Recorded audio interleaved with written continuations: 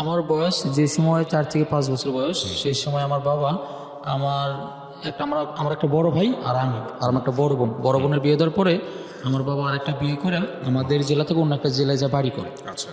বাড়ি করে আর সেই সময় আমরা খুব ভেঙে পড়ি। আমার মা আসলে আমাদের রোজগার করার মতো কেউ ছিল না আমাদের। মানে আপনার যখন বাবা বিয়ে করছে তখন আপনি বয়স কত আপনার?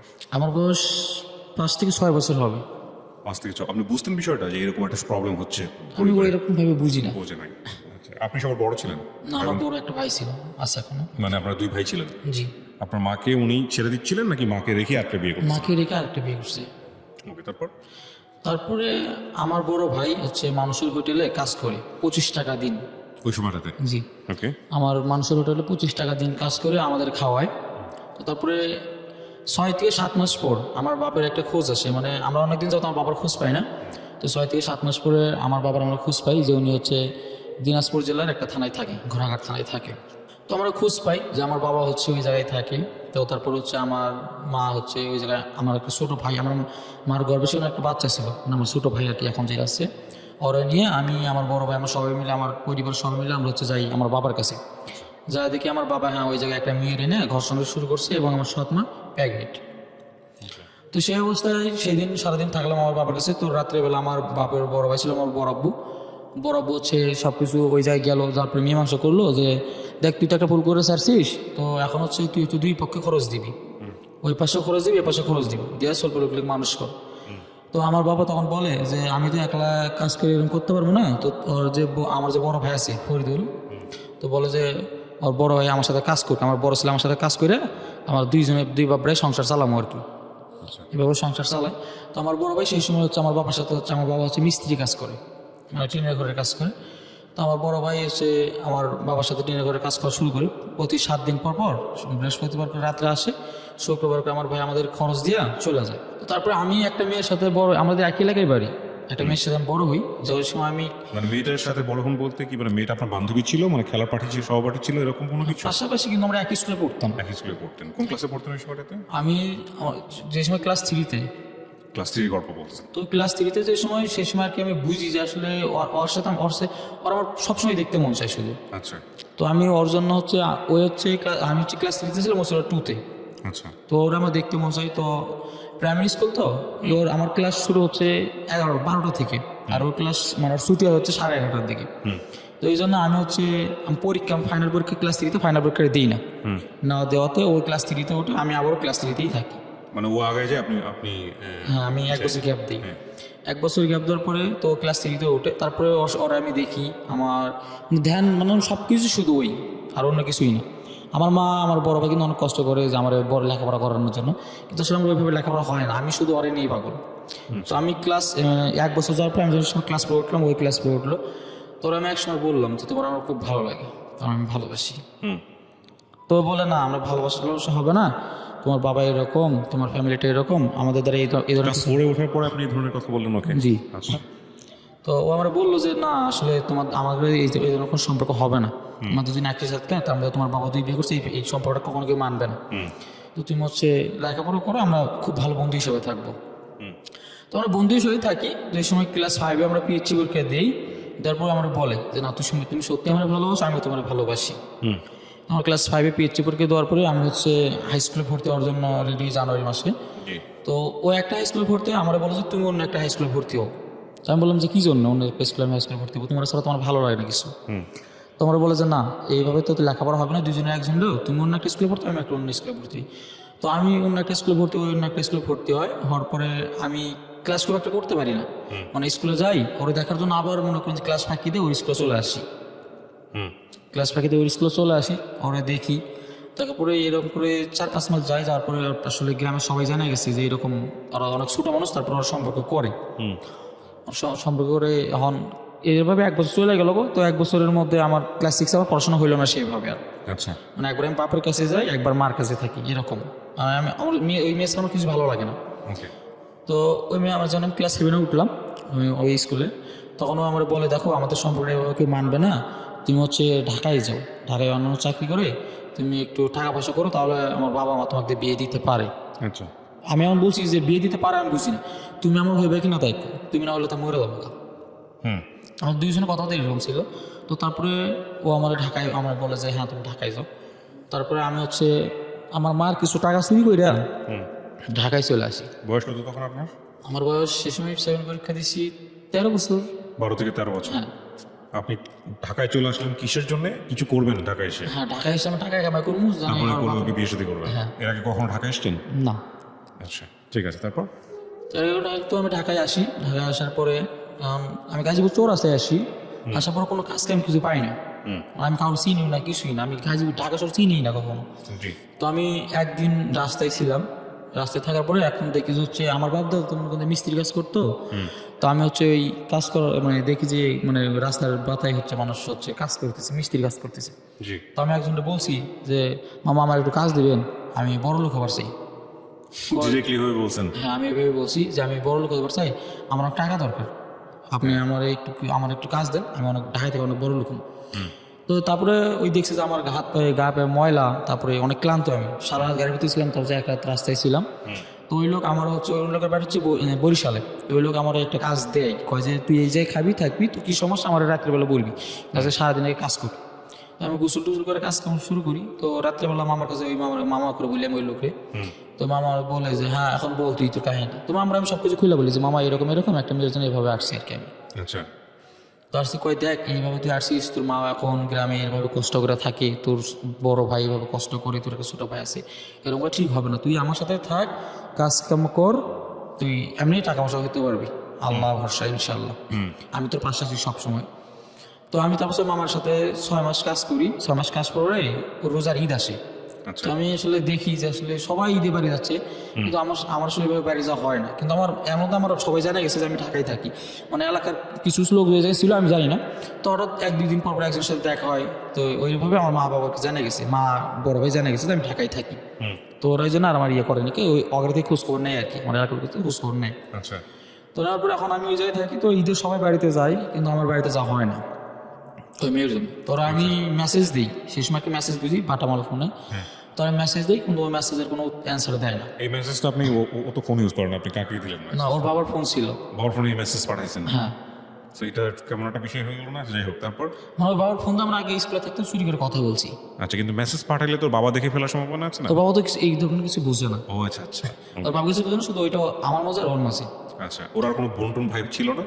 হ্যাঁ, ওনার একটা বড় ভাই ছিল, ও হচ্ছে এখনো গাউসিয়া থাকে ঢাকায়। তো ও বুঝবে না বিষয়টা? ও দেখে না, উনি তো মনে করেন আগে ঢাকাতেই ঢাকায় আছে। থাকে। হ্যাঁ, মানে ও শুধু একাই বাড়িতে, আচ্ছা। আর কেউ নাই। আচ্ছা।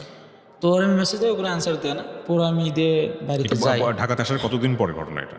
6 মাস পর। 6 মাস আপনি বাড়িতে জানি নাই? না, 6 মাস আমি বাড়িতে জানি, শুধু এলাকার লোকের সাথে কথা কি বলছি। করতেন আপনি ওই সময়টাতে, ওই 6 মাস ঢাকাতে? আমি ওই সময় মিস্ত্রির কাজ করতে, ওই যে মামার সাথে কয় টাকা পরিচিত। পেতেন? আমার ওই সময় মামা কোনো টাকা পয়সা কিছু দেয় নাই, আমার খাওয়া আছে ঠাওয়া আছে। শুধু শিখতেছেন, লেখাপড়া ছেড়ে এখানে চলে আসছে? হ্যাঁ, লেখাপড়া ছেড়ে চলে আসছি, শিখতেছি। এখন টাকা পয়সা কিছু মামা দেয়নি, 6 মাসে কোনো টাকা পয়সা দেয় নাই। এখন ঈদের মতো আমার কাপড় চুপড় কিনে দিচ্ছে, তাও সে আমার ফ্যামিলি সবার কাপড় চুপড় কিনে দিচ্ছে। আমি তো বাড়িতে যাবো না। তো এখন আমরা জোর করে কই, দেখ আমিও তো অনেকদিন ধরে বরিশাল থেকে আসছি, তোর মামিরা আসবে ঈদে, তুই বাড়িতে যা, কি সমস্যা হলে তুই আমার কাছে আবার চলে আসবি, কোনো সমস্যা নেই। তো মামা আমার ফ্যামিলি সবার কথা শোনার পরে কাপড় চুপড় কিনে, কেনার পরে আমার 12,000 টাকা দেয়। আচ্ছা। 6 মাস পরে 12,000 টাকা দেয়। আমার খাওয়া আছে, সব কিছু করছে মামা, আমার খুব যত্ন করছে আর কি। 12,000 টাকা দেয়, দিয়ে বলে যে তুই বাড়িতে যাবি, যায়া তুই হচ্ছে তোর মা বাবার দিবি, তো তোর আবার এরকম মনে হয় তুই চলে আসবি। তো আমি 6 মাস পরে আবার যাই বাড়িতে যাওয়ার পর আবার ওই মেয়েরে দেখতে যাই। ওর সাথে আমার কিন্তু এর মধ্যে কোনো কন্ট্যাক্ট ছিল না। আবার ওই মেয়েরে দেখতে যাই, আমি ওর জন্য পাগল। তো ওরা দেখতে যাই, তো আসলে ক্লাস 7-এ ক্লাস 8-এ উঠে গেছে সেই সময়, ক্লাস 8-এ উঠে গেছে।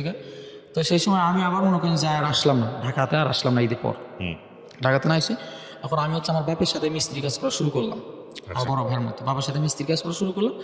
শুরু করার পরে এখন ওই মেয়ে, এখন আমি স্কুলে মানে কাজে যাওয়ার ফাঁকে দেয় ওর সাথে দেখা করি, কারণ আমার বাবা আর আমার কিছু বলে না, আমার টাকা পয়সা খুব ভালোই দেয়, আমার বাবা খরচা পাইতে ভালো দেয় আমাদের, তো দেয়। এখন ক্লাস 8-এ যখন উঠলো, ওই যখন মার্চ মাসে পরীক্ষা ওদের স্কুলে, তো ওরা আমি কিছু গিফট করি, তো আমার বলে দেখো তোমার তো আমি যেটা বললাম তুমি তো এটা করলো না, আমাদের কন্ট্যাক্ট না, এটা কি হয়েছে, আমরা তো কখনোই আমাদের দুজনকে আলাদা করতে পারবে না, কেউ আলাদা করতে পারবে না। তুমি যদি কিছু টাকা করো তাহলে আসলে আমাদের দুইজনের ফ্যামিলি থেকে মানবে, তাছাড়া তো তোমাদের ফ্যামিলিকে কখনোই আমার বাবা মানবে না, যেহেতু তোমার বাবা 2 বিয়ে করছে, তোমাদের কোনো টাকা পয়সা নেই, কেউ কখনো মানবে না। আমি বলছি আচ্ছা ঠিক আছে, আমি কী করবো তুমি আমার বল, তুমি যেটা করবে আমি এটাই করবো, তুমি যেটা বলবে আমি এটাই করবো, তুমি বলো। তো তোমরা বললো যে তুমি ঢাকায় যাও, ঢাকায় যাও কিছু টাকা পয়সা করে দেখো। তো আমার ভাইয়া কত ছোটো থেকে ঢাকায় থাকে, ঢাকা থেকে টাকা পয়সা কামাই করে আমার ফ্যামিলিকে দেয়। তুমি ধরো কিছু করতে পারো না, তাহলে আমাদের দুজনকে সবাই মানবে। তো তারপর আমার আলু নামের একটা ফ্রেন্ড ছিল, ও আমার বলে যে দোস্ত তুই সত্যিই ঢাকায় যা, ঢাকায় গেলে তোর আরও সম্পর্কটা ভালো হবে। তো আমি ঢাকায় আসি, ঢাকায় সে সময় আসতে চাইলাম, পরে আমার মা বলে যে আমরাও যাবো, তোর বাবা এরকম ঠিক মতো খরচ পাতি দেয় না, ওই যে আমাদের হয় না, তো আমরাও যাবো। তো আমার মা, আমি এবং আমার ছোটো ভাই, বড় ভাই সবাই একসাথে ঢাকায় চলে আসে, আমার ওদেরকে নিয়ে ঢাকায় চলে আসি। আচ্ছা, ঢাকায় চলে আসার পরে তো একজন কিউসির সাথে, বাইং কিউসির সাথে আমার পরিচিত হয়, যে ওই দোকানে আমি যে সময় কাজ করি, কিউসির থেকে একটা রেস্টুরেন্টে প্রতিদিন চা খাই। আচ্ছা, তো আমি ওই রেস্টুরেন্টে লাঞ্চ করার জন্য যাই, তো ওই কিউসির সাথে আমার পরিচিত, তো কিউসির সাথে আমি স্বাধীন করতে গার্মেন্টসের যে কিউসি, বাইং কিউসি, হ্যাঁ।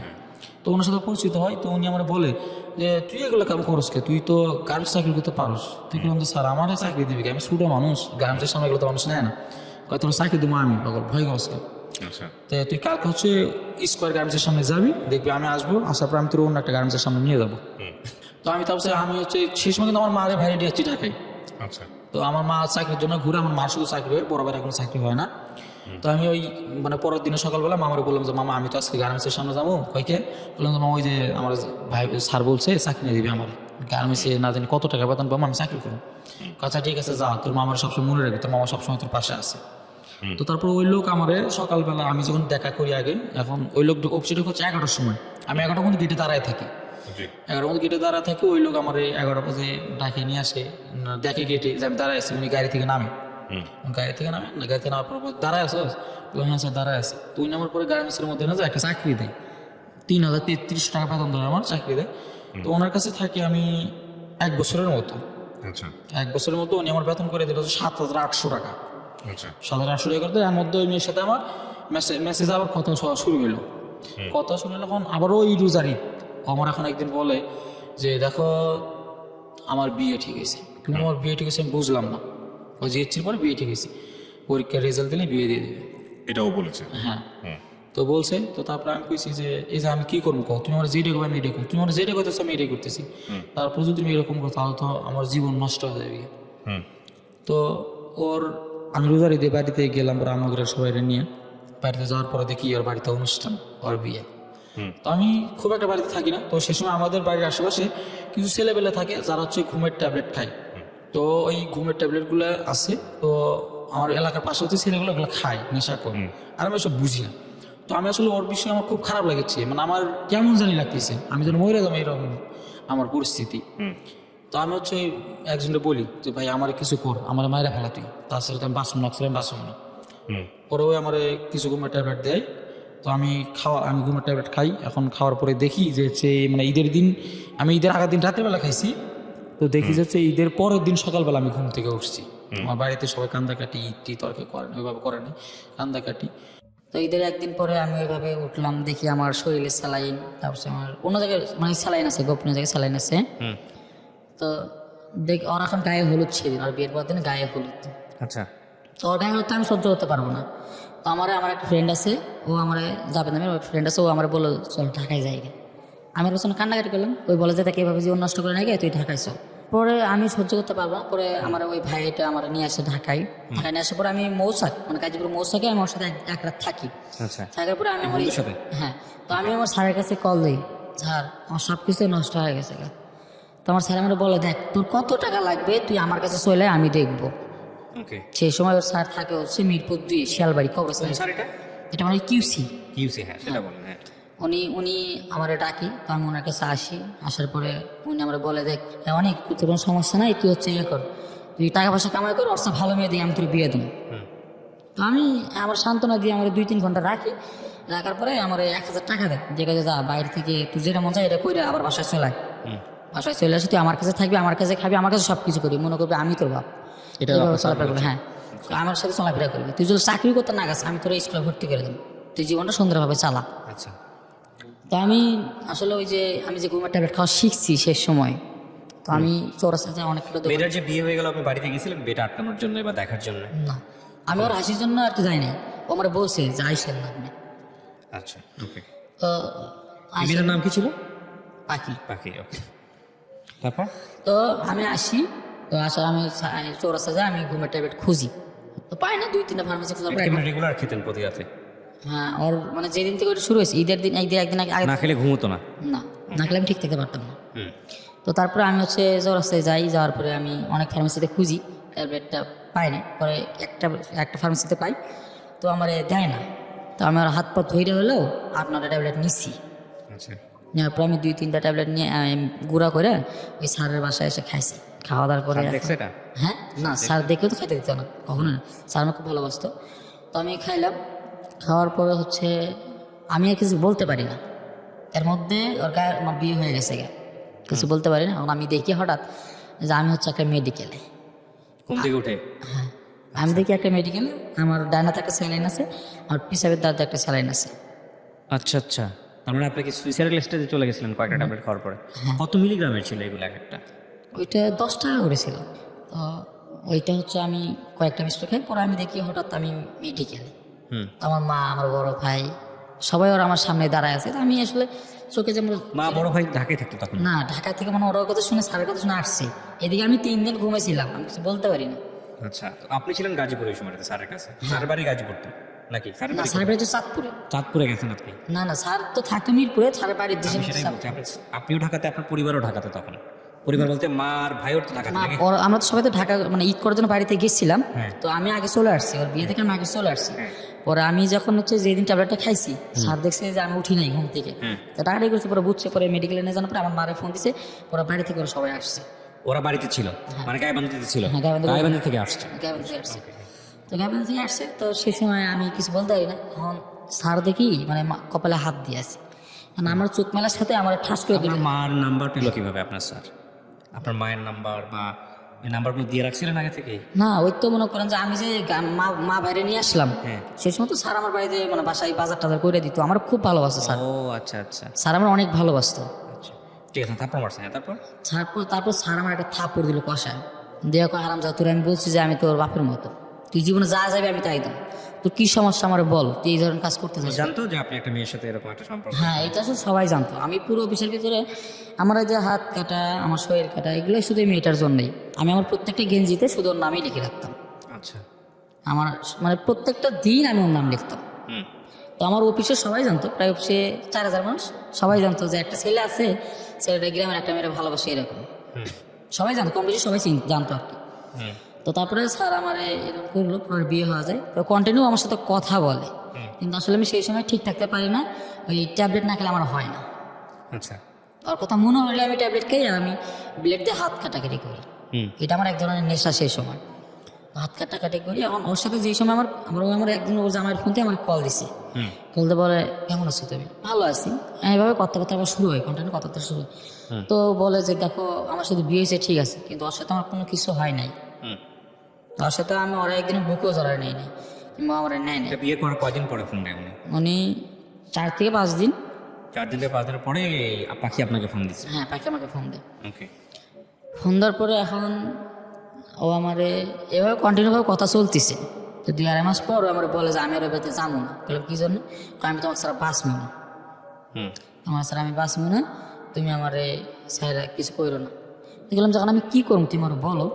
তো কইতেছে যে না তোমার কিছু করলাম, তুমি টাকা পয়সা ঠিক মতো কামাই করো, আমাদের গ্যাঞ্জাম লাগছে, আমি বাবার বাড়িতে আসি, আমি ওর ভাত খাবো না, যত কিছু করে আমি খাবো না, তারপরে আমি মরে যাবো কিন্তু খাবো না। আচ্ছা ঠিক আছে।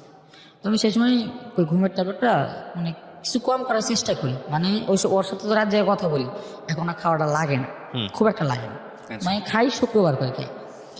তো আমি খাই। এখন এর মধ্যে আমার সাথে কথা হতে হতে প্রায় 8 মাস চলে যায়। এর মধ্যে মানে আমার দাদারে আমার বাবা কোনো সময় দেখে নাই। আমার দাদা হচ্ছে 71 সালে নাকি হারায় গেছিল। আচ্ছা তো হঠাৎ একটা নিউজ আসে যে আমার দাদা এলাকাতে ফিরে আসছে। আচ্ছা, ইন্টারেস্টিং। তারপর? তো আমার দাদা ফিরে আসছে, তো আমার বাবা আমাকে ফোন দিয়ে বলে যে বাবা তোমার দাদাকে আমি কখনো দেখিনি, তোমার দাদা হঠাৎ করে ফিরে আসছে, তোমার দাদা এতদিন হচ্ছে তুরস্ক নাকি ওই জায়গায় ছিল, ওই দেশে ছিল, জেলখানায় ছিল। আমি বলছি আচ্ছা তাহলে এখন আপনি কী করবেন? কয় তোমরা দেখতে আসুন। তো দেখতে আসুন, এই মধ্যে আমার ওই পাখি আমার বলে যে দেখো তুমি হচ্ছে একটা বিয়ে করো। বলে আমি বিয়ে করবো কি জানো, আমি তো তোমার ছাড়া বাঁচবো না, তুমি তোমার সব কিছু। কেন তুমি একটা বিয়ে করো, তুমি যদি বিয়ে না করো তাহলে তোমার ফ্যামিলি থেকে বলবে যে তুই পাখিরে বিয়ে করছিস, পাখির একটা বিয়ে হয়েছিল, হ্যান তেন এগুলো কথাবার্তা বলে তুমি একটা বিয়ে করো। এর মধ্যে মানে গার্মেন্টসে আমার একটা ফ্রেন্ড ছিল, ও সব কিছু জানতো যে আমি আসার জন্য এই ট্যাবলেট খাই, এত হাত কাটাকাটি করি, সব কিছু জানতো। তো আমরা সবসময় বস্তু দিত যে দোস্ত এডিয়া কর। পরে আমি সাথে সব কিছু শেয়ার করলাম যে দোস্ত দেখ তো আমার কয় যে একটা বিয়ে করবো। কোথায় কী করবি, দেখ গার্মেন্টসে তো অনেক মানুষই বিয়ে করে, একটা বিয়ে করে সমস্যা কি।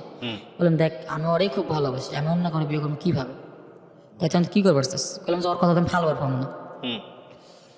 তো করছে দেখ ওর সাথে আর কথা বল, ওর সাথে আমি 5-6 দিন কথা বলার পরে না ওর কথা একটাই না একটা বিয়ে করার লাগে, তাছাড়া ও কিছু করবে না কখনো, কোনোভাবে রাজি না। কোনোভাবে রাজি না। তো ওর কথা মানে ওর কথা হচ্ছে আমারও একটা আঁচল লেগেছে, তোমার একটা আঁচল লাগতে হবে, তাহলে শুনুন ব্যালেন্স হয়ে যাবে। হ্যাঁ। ইন্টারেস্টিং। ওকে। তো তারপরে আমি দোস্ত দেখ ও তো হচ্ছে মানে এরকম পালামি করতেছে, তো ঠিক আছে তুই আমি তোর বিয়ে করবো, ও যদি তারপরে ভালো থাকে তো থাক, আমি তোর বিয়ে করবো, কোনো সমস্যা নেই। বলার পরে আমি আরে বিয়ে করি, মানে বিয়ে হয় না, আমার মা তো রাজি হয় না কখনই। ওরা ওই স্যার যে স্যার আমার আদর করতো ওই স্যার বুঝাইলো না, বোঝানোর পরে তার সাথে কোনোভাবে আমার বিয়ে দিল। আচ্ছা।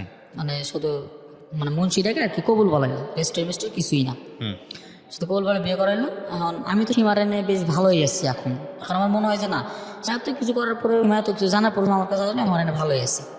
সাথে আমার 4-5 মাস সংসার হয়ে গেছে গা। তো ওই যে সেই সময় পাখি বলে যে এখন তুমি ছেড়ে দিও, ওটা ছাড় মুখে কয় এখন আমরা 2 জন বিয়ে করবো না, আমাকে তখন ডিভোর্স হয়ে যাবে, এখন ওগুলোর কথা তো সব কিছু হয়েছে, এখন তোমরা বিয়ে করবো। আমি তোমার সব কিছু বলি দোস্ত দেখ তোর এরকম করতে কয়, কিন্তু আমি তো তোরও ভালোবাসা ফেলেছি, এখন আমি কি করবো কয় তোর যেটা ভালো হয় এইটাই কর, তোর যেটা ভালো হয় এইটাই কর। তো তারপরে আমি ওরে কোনোভাবে বুঝাই পারি না, আমি পাখির আসলে কোনোভাবে বুঝাইতে পারি না। তো তারপরে সব কিছু খুলে বলার পর মা এখন বলে দেখ তোর যেটা ভালো হয় তুই জীবনে এটাই করবি, আমি তোর যে আমার ভালোবাসিস কিনা জানি না, কিন্তু তুই আমার সব কিছু ছিলি, আসিস থাকবি সবসময়, তুই আমার সবসময় হেল্প পাবি। হ্যাঁ। এখন তোমার বাবা মা আসলে খুব গরিব ছিল। আচ্ছা। হেল্প করছে। পরে আমি বাড়িতে যাই, ওই বিয়ের অনেকদিন পর বাড়িতে যাই, ওদের বাড়িতে ফার্স্ট টাইম গেছি বড়াপার সাথে বাড়িতে গেছি। যাওয়ার পরে দেখলাম যে ওরা আসলে অন্যরকম, মন মাসটি খুব ভালো। আমি মারও সেই সময় মানে মন থেকে আমাদের লাগে, ওরা আমার খুব আপন লাগে, তো আপন লাগে। তো তারপরে আমরা নিয়ে আসলাম। তো মানে ওই পাখি আসলে কোনোভাবে মানতে চায় না ওই এই ধরনের কথাবার্তা, আমার কথা না আমি তোমার সাথে বাঁচবো, ওই হাত কাটাকাটি করে হাত পোড়াপুরি করে এগুলো করে। সেই সময় আর কি অ্যান্ড্রয়েড ফোনগুলো প্রথম নামছে, তো ওই মানে আমার একটা চাচি শাশুড়ি ফোন ছিল, ওই ফোনগুলোতে আমাকে ফটো দেয় যে এরম করতে। তো তারপরে আমি হচ্ছে মানে টাঙ্গাইলে ঘোরার জন্য থুয়ে আসি 1 মাস পর, সেই সময় সাথে আমার 9 মাস হয় নাই সংসার, কিন্তু 9 মাসের একটু আগে। আর আমি থুয়ে আসি টাঙ্গাইলে থুয়ে আসার পরে আমি বাড়িতে যাই ঘোরার জন্য, বিজয় দিবস 16 তারিখে 14 ডিসেম্বরে ঘুরতে যাই। ঘুরতে যায় তো পাখির আমি বলি যে এখন তুমি কি করবা বল, আমি তোমার রেখে আসছি। আমরা সেই সময় আসলে আমার কাছে কোনো টাকা পয়সা কিছু ছিল না, আমি সেই সময় আসলে পাড়া নিয়ে এবার পালালাম, মানে পাখির নিয়ে গ্রামে সেই পাখি পালালেন, তখন আপনি আমার সাথে সংসার করতেছেন। তো পালানোর দরকার কি ছিল? পালানোর দরকার ছিল মানে হচ্ছে মানে বাড়িতে চলে গেল, তারপরে বাবা মা মানে ওটা কেমন জানি মানতে চায় না খুব একটা। কাকে মানতে চায় না? আপনাকে মানতে চায় না নাকি ডিভোর্স মানতে চায় না? না আমাকে মানতে চাচ্ছে না, মানে বাবা মা বলে যে এত দূরে এটা ভুল করছে। তো সেটা তো ঠিকই আছে, আপনার জায়গা থেকে সমস্যাটা কোথায়? আপনি ডিভোর্স দিয়ে দেন তখন। হ্যাঁ ডিভোর্স দিয়ে দেবো না, কিন্তু এটা করে না, আমি এটা করি না, 2 জন একজন করি না। দুজনের একজন আবার এটা সাপোর্টও করতেছেন না। না আচ্ছা। সাপোর্ট করতেছে এর মাঝখানে আবার পাখির নিয়ে পালায়ও গেলেন। না। এর মাস এর একটা ঘটনা ঘটে গেছে, সেটা হচ্ছে কি আমার হচ্ছে প্রেগনেন্ট ছিল, আমি সেই সময় বুঝি না প্রেগনেন্ট ছিল, বাচ্চাটা আর কি মানে ওই নষ্ট করা ওইভাবে যায় বাচ্চারা বাড়িতে নষ্ট করছে, এটা আমার মা জানছে।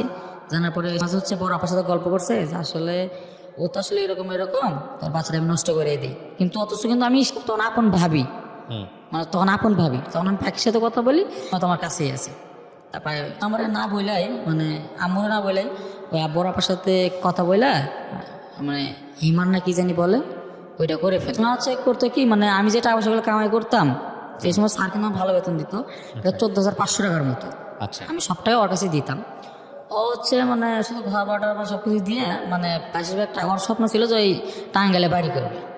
আমার টাকা পয়সা সব কিছু এই মানে শ্বশুর বাড়িতে পাঠাচ্ছিল ওই।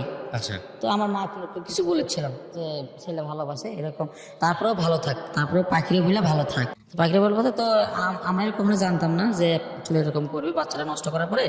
ও হচ্ছে মানে আপার সাথে যে সময় বাচ্চারা নষ্ট করছে, বাচ্চা নষ্ট করার পরে আপার সাথে ওই যে ফোনে কথা বলছে, ওই আমার ছোটো ভাইরা আছে যে পিচ্ছি, ও একটি রেকর্ডটা পাইছে, রেকর্ডটা পাওয়ার পরে আমারে আম্মুরে দিয়েছি। আমি তো বুঝি না, পরে আম্মু তো এখন সব কিছু শুনছি, শোনার পরে নাকি ওই রেকর্ডটা নাকি বলছে যে আমরা হচ্ছে টাঙ্গাইলে বাড়ি করবো, ওর টাকা পয়সা এটি আছে, আমি যেরকম সেটাই শুনবি। পাখি মাখি এখন সব কিছু ভুলে গেছে, আমিও যেরকম ওই সেটাই শুনবি, আমরা টাঙ্গাইলে বাড়ি খাবো। এটা ওর বড় আপাকে? হ্যাঁ। আচ্ছা। তো বলছে এই আমার রেকর্ডটা শুনছে আমার ভাই, শোনার পর আমি বলি যে দেখ তুই তো আমার খুব ভালো বন্ধু, তোর আমি খুব আপন ভাবি, এখন তুই আমার অন্তত ঠকাস না, তুই আমার ক আমি কী করবো, তুই ক, তুই তো জানিস শুনে সব জানিস আমার বিয়ে করছিস, তো তুই ক আমি কী করবো।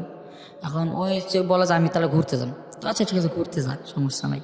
তো ওরা আমি ঘুরতে পাঠাই, ওরা আমি টাঙ্গাইল রাখলাম 14 ডিসেম্বরে, আমি 15 ডিসেম্বরে গেলাম হচ্ছে গাইবান্ধায়, 15 ডিসেম্বরে গাইবান্ধায় গেলাম।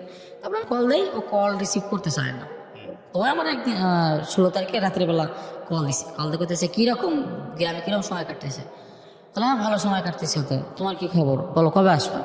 তো আমি যাবো দেরি আছে, আর তুমি হচ্ছে ইয়ে করো, আম্মুর কাছে তোমার যে টাকা আছে 50,000 ওইটা শুধু আমাকে দাও।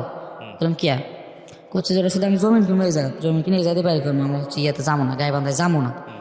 তো বললাম দোস্ত দেখ এটা কেমন জানি হয় না, তুই বিয়ে করছিস গাইবান্ধায়, আম্মু তো জানিস কত কষ্ট করছে, এরকম হচ্ছে না, তুই চলে আয় না। ও আমার সাথে সে সময় এক ধরনের ঝগড়াই করেছে ফোনে।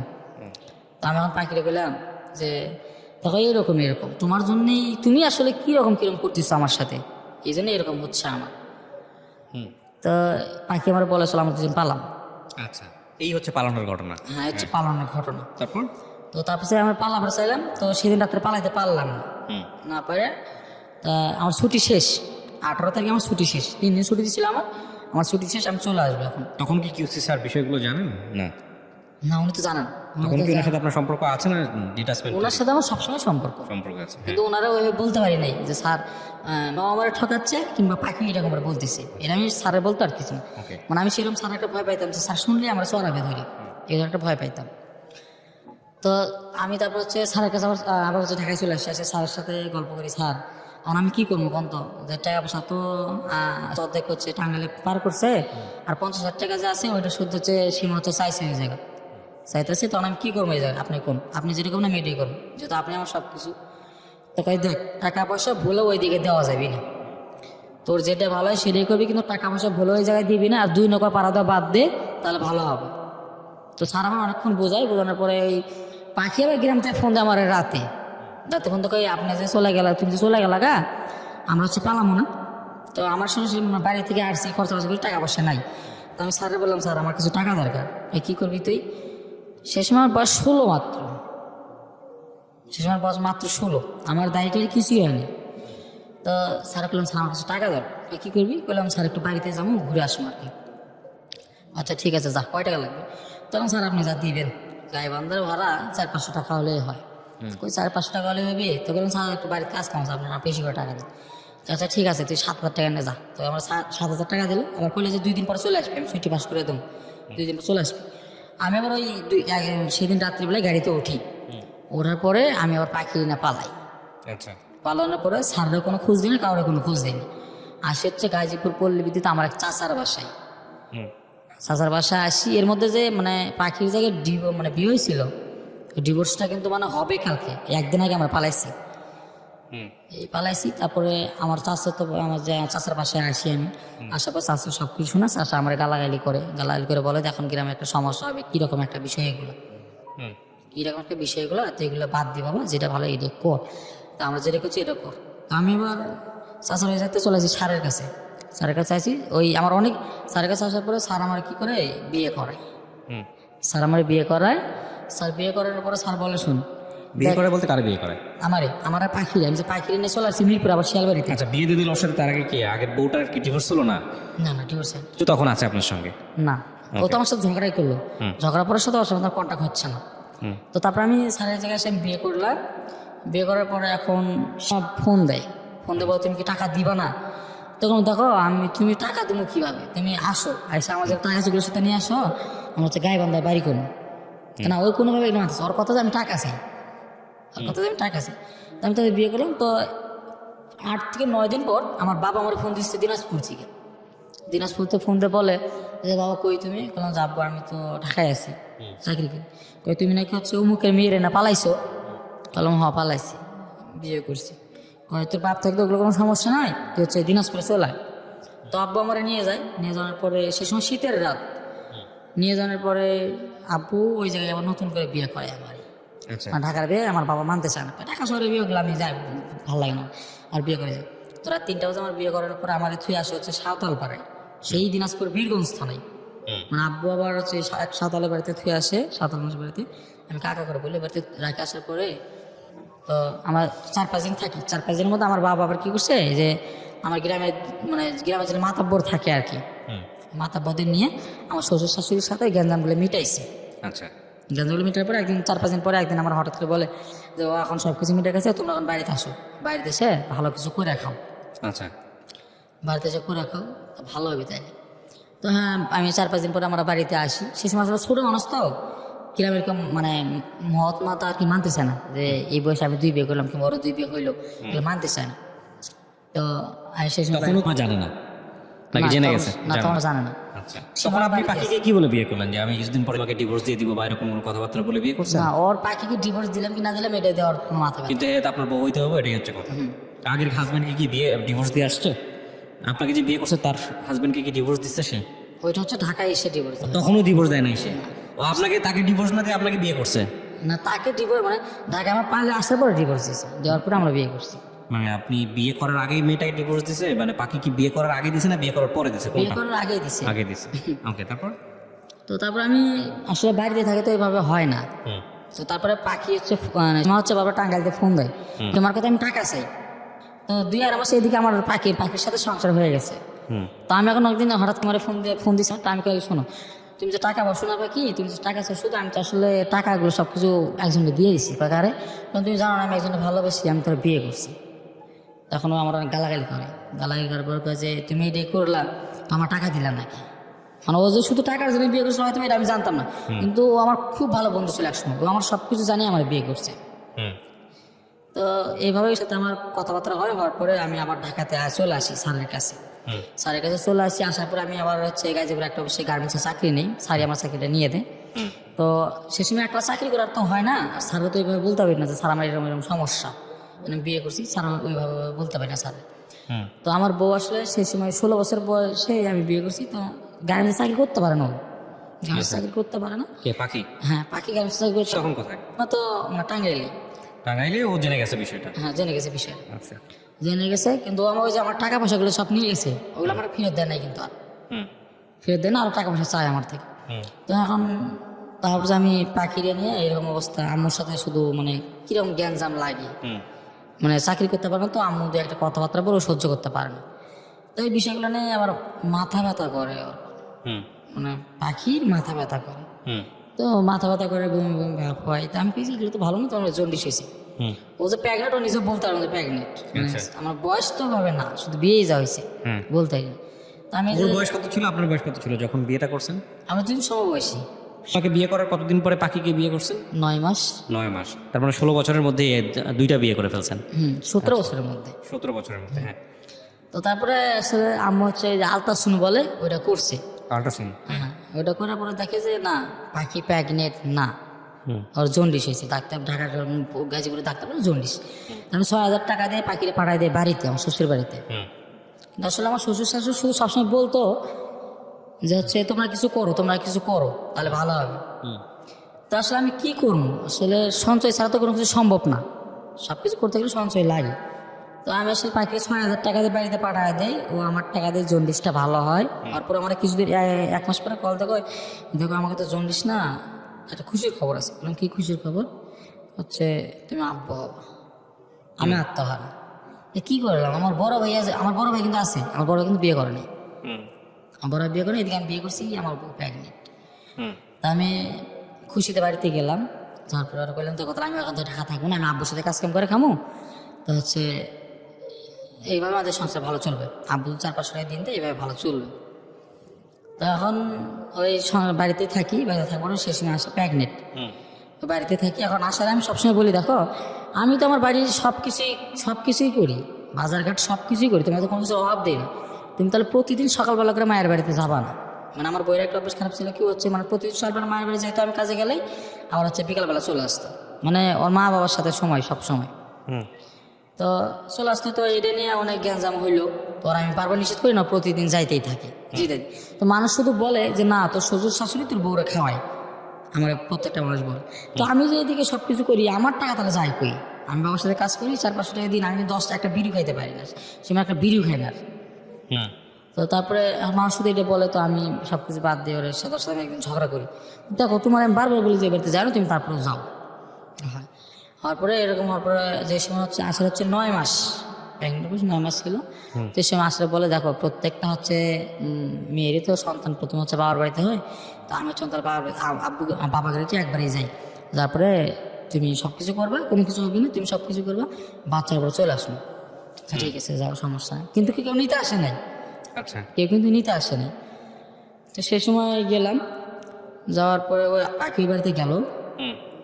পাখির বাড়িতে যাওয়ার পরে আমি সব কিছু খরচা দেই, আর যা কিছু লাগে আমি সব দিই, কিন্তু আমার শুধু আমার শ্বশুর শাশুড়ি। আচ্ছা। তো একদিন রাত 4টে বাজে আমার শ্বশুর আমার কল দিছে, ভোরের রাজনের একটু আগে আচ্ছা। কল দিয়ে হচ্ছে বাবা একটু তোমার ডাক্তার কাছে যাওয়া লাগে। বললাম কী জন্য? সমস্যা মানে খুলে কইতাছে না। তো আমি বুঝতে পারছি যে এই সমস্যা।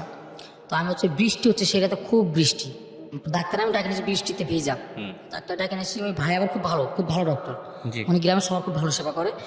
তো আমি হচ্ছে গেছি আর ডাক্তার ডাকতে, আমার কাছে সে সময় টাকা পয়সা নাই, আমি 4000 টাকা জমাইছিলাম, ওই যে কম কি নয় বলা যায় না, ডাক্তারের দিন আর কি, সেই টাকা পাখির কাছেই রাখছি। তারপর? তো আমি সেই টাকাটা পাখির কাছেই রাখছিলাম। তো ডাক্তারে একটা স্যালাইন দেওয়ার পরে আমার ছেলে হয়েছে, আমি 17 বছরে বাবা হয়েছি। আচ্ছা। তো রাত 4টে বাজে আমি কল দিই আমার বড় ভাইয়ের কাছে, ঢাকায় থাকে ওরা সেই সময়, আমি কিন্তু বাড়িতে। তো সেই সময় কল দিয়ে বলি ভাই, তখন কি আপনি সাথে আপনার সম্পর্ক আছে? না সেটা আমার কোনো কন্ট্যাক্ট নেই। কন্ট্যাক্ট নাই, কিন্তু আপনি ডিভোর্স দেয়া বা কোনো কিছু করেছেন না? না না তখনও কিছুই করেন নাই? না, তখনও করিনি। আচ্ছা, তারপর?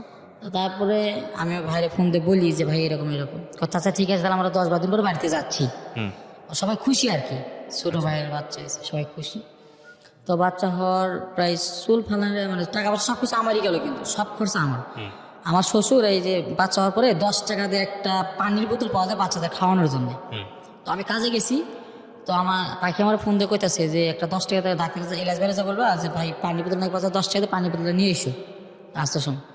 তা বিকাল সে সময় 4টে বাজে, তো আমি বললাম দেখো বাজার তো কাছে আছে, তুমি একটু বাবারে যা বলো না কান কয় যে বাবা আনবি তাই, কিন্তু বাড়িতে কিন্তু বাবা গালাগালি করে, যখন খাচ্ছে যাচ্ছে এরকম গালাগালি করে, কিন্তু পাখি আসলে বলে না, তার প্রেম করে বিয়ে করছে এই জন্য বলে না, বলে না। তখন আমি ওই রাত 9টা বাজে এটা নিয়ে আসি, পানিটা নিয়ে এসে আর বাচ্চা খাওয়াই, ওর পাখি আমার কাছে কান্দে, কয় দেখো তুমি প্রেম করে বিয়ে করছি, তুমি খুব একটা লেখাপড়া করো নাই, আর ইনকামের সোর্সটাও খুব একটা ভালো না, তো আমার কী করবো কও না। আমার সেই সময় দুজন খুব ভাঙ্গে পড়লাম, ভাঙ্গে পড়ার পরে মানে 1 মাস ওই জায়গায় থাকা পড়লো, বাচ্চা হওয়ার পরে 1 মাস ওই জায়গায় থাকা পড়লাম শ্বশুর বাড়িতে, খরচা কিন্তু সব আমার, থাকা পড়লো, থাকা পরে 1 মাস পরে আমি নিয়ে আসলাম আমার বাড়িতে, নিয়ে আসার পরে আমি সব কিছু করি। তো আবারও পাখি শুধু হচ্ছে ওই বাড়িতে যায় আসে সঙ্গে ভালো চলতেছে। এর মধ্যে আমি করলাম কি, ওই জায়গায় একটা সংসদ সদস্য আছে দিনাজপুরের, দিনাজপুরের সংসদ সদস্য আছে, তো উনি হচ্ছে খুব ভালো কাজ করে বেড়ায় সবসময়। তো আমি আবার কাজ করি সবসময় দিনাজপুর জেলার ভিতরে বাবার সাথে যায়, তো ওনার আমি খুব ভালো একটা ফ্যান হয়ে গেলাম, মানে ওনার খুব ভালো ভক্ত আমি হয়ে গেলাম। জি, ওই এমপির হওয়ার পরে আমি সেই সময় ফেসবুকটা একটু সেভাবে বুঝি না, তো আমি সবসময় ফেসবুকে খালি ভাইয়েরই পোস্ট, মানে ওই ভাইয়ের এমপির পোস্ট দিই। তো এমপি এসে কোনোভাবে জানতে পারছে যে একটা ছেলে আছে খুব ভালোবাসে, তো এমপি আমার খুব ভালোবাসে, আমারে বলে তোর কী সমস্যা আমারে বলবি, তোর কি ইনকাম সোর্স লাগে তুই আমারে বলবি, সবসময় তোর আমি তোর পাশে আছি, ভালো করে এখানে খা। তো আমি সেই সময় আর কি বাচ্চাটা যখন 8-9 মাস বয়স, সেই সময় তুই ঢাকায় আসি আমার বউরে নিয়ে, আবার ঢাকায় আসি, আবারও আসে ওই মানে ঢাকায়, মানে ওই আমার বললো কিন্তু যে আমার ইনকাম সোর্সটা ভালো না, আসলে আমাকে দুজনে হেল্প করার মতো কেউ ছিল না, হেল্প করার মতো কেউ ছিল না, কারণ আমার বাবা মা তো একলা কষ্ট করে, বড় ভাই তো বড় ভাইয়ের মতো, মানে শ্বশুর শাশুড়ির মতো হেল্প করার মতো কেউ নাই। তো আমরা দুজন যখন তাই তখন ঢাকায় আসি, বাচ্চাটা আমার শ্বশুর বাড়িতে রাখার পরে পাখি মনে করেন যে থাকতে পারে না, থাকতে পারতে আবার বাড়িতে যাই, যার পরে বাড়িতেই সংসার। তো তারপরে আবার আমি ওরা নিয়ে আসি, মানে বাড়িতে নিয়ে যাই, এই 1 মাস থাকার পরে বাড়িতে নিয়ে যাই, 1 মাস থাকার পরে বাড়িতে নিয়ে যাই। তারপরে আমি এমপিরে সব কিছু জানাই, আমি একটা ছেলে আছে, এই ছেলের মাধ্যমে আমি এমপিরে সব কিছু জানাই যে ভাই মতো এরকম সমস্যা। তো বলে যে তোর কী সমস্যা, কোনো সমস্যা নেই, আমি যে কোনো কাজ দিচ্ছি কাজ করে খাবি, কোনো সমস্যা নেই, কাজ করে খেলে কোনো লজ্জা নেই।